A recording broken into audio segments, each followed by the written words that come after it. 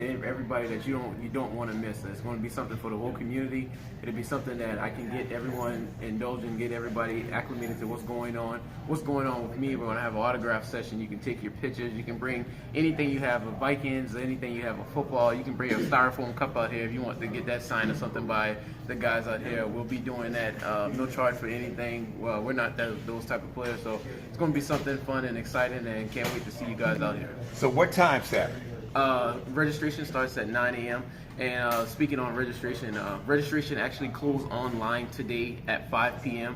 And then after that, we'll be accepting walk-ins on Saturday morning. So if I was you and you haven't signed up, or you don't think you'll have a chance to sign up by 5 p.m. today, I would get here early at 9 a.m. so you can register your kids and try to get your kids a t-shirt if any is left. So registration starts at 9, the camp starts at 10 a.m. and it's going to run between 10 to 2 p.m. And the camp is going to be right here at St. John's High School. So for those who don't know where it's at, you want to tell everybody? Oh yeah, I know everyone has a smartphone nowadays, so just put it in your phone. There you go. St. John's High School on Johns Island. A lot of people call it, we're on the island, and they call it Johns Island High School, or whatever you want to call it. Just St. John's High School, right here on Johns Island, South Carolina. So it'll be great. And starts again what time? Saturday? Registration starts at 9 a.m. and the camp runs from 10 a.m. to 2 p.m. And the camp is open to young men and young women, correct? And young women, okay. Yes. All right, good deal. All right, anything else that you want to say to everybody? All the support, we're really happy. We got Representative Wendell Gilliard, who is a loyal Viking fan. I am not a Dallas fan, Right. and I don't know who made them America's Well, I said Viking. team. I said nothing about Viking. Dallas. As a matter of fact, all he needs, Emond, is some pants. He got the jersey and everything. That's He give him pants, some pants, and a helmet. He I'm ready to- proud of this young man here. No doubt. No doubt. It says volumes on him wanting to give back to his community.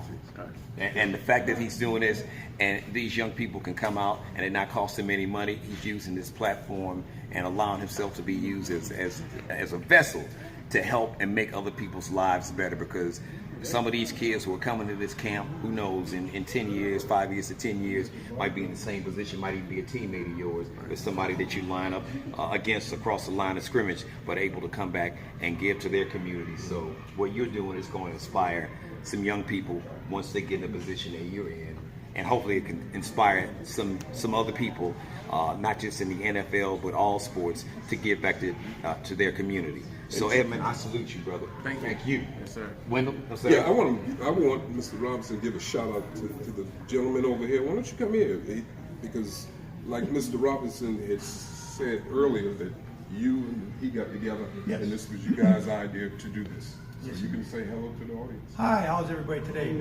I'm Coach O, and I've known Edmond since he's been a skinny little ninth grader. And he's, as you can see, he's put on a little weight and a few more muscles. But a great young man, and it's really a pleasure and an honor to be associated with him and to see the accomplishments that he has done so far in his early life. It's been a real treat for me. I've done a lot of things. He's given me a lot of experiences that I would have never in a million years imagined myself being able to do. And so it's really been a great relationship with Edmond, and I look forward to it every day when I get a chance to talk to him. And he always makes me feel really good.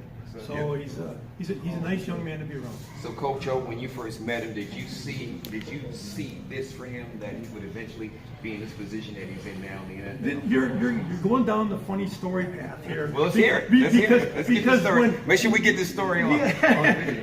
when I was a volunteer coach, both basketball and football, and as Edmond started to develop, I actually thought, in my infinite wisdom as a coach, that he was actually a better basketball player than football player.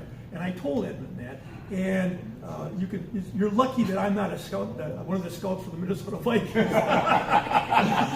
So he obviously made the right choice. But as time went on, the thing about Edmond is that he was always the best player on the court or the best player on the field. And it's really been a humbling experience for him to now be on the Vikings field and not be that best player. And now really trying to work hard. And that's the thing that a lot of people don't understand with the NFL, is how much work it really is. And I mean, statistically speaking, to make it to the NFL is a long shot, to say the least. And so, but what the people don't see is they see you on Sunday afternoon playing, but it's the hours and hours of blood, sweat, and tears that go into developing that body and that mind. And the one thing I am the most proud of Edmond, and that is he's a college graduate.